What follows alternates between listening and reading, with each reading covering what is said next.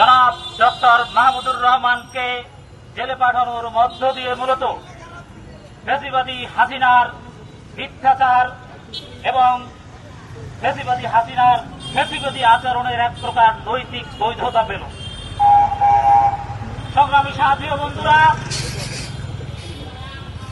মাহমুদুর রহমান শেখ হাসিনা যে ফ্যাসিবাদ, আওয়ামী লীগ যে ফ্যাসিবাদী একটা এন্টিটি, আওয়ামী লীগ যে একটা ফ্যাসিবাদী রেজিম ছিল, এই বাস্তব ভিত্তিক তত্ত্বের কি প্রপোনেন্ট এবং পাইওনিয়ার ছিলেন এই ডক্টর মাহমুদুর রহমান।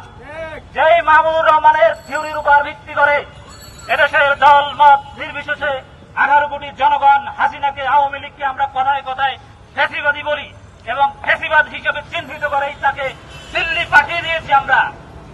সেই মাহমুদুর রহমান যখন দেশে এসেছেন, ফ্যাসিবাদী তত্ত্বের, হাসিনা যে ফ্যাসিবাদ, এই তত্ত্বের প্রপোনেন্ট মাহমুদুর রহমানকে বিমানবন্দরে এই সরকারের উপদেষ্টাদের রিসিভ করা উচিত ছিল।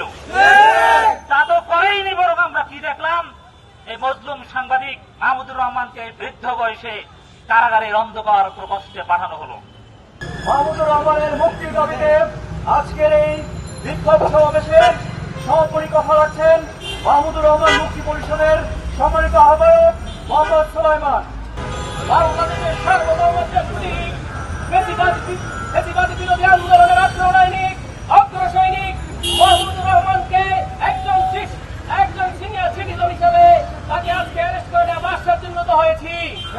আমরা নাগরিক কমিটির পক্ষ থেকে এখানে এসেছি একজন বাংলাদেশের স্বাধীনতা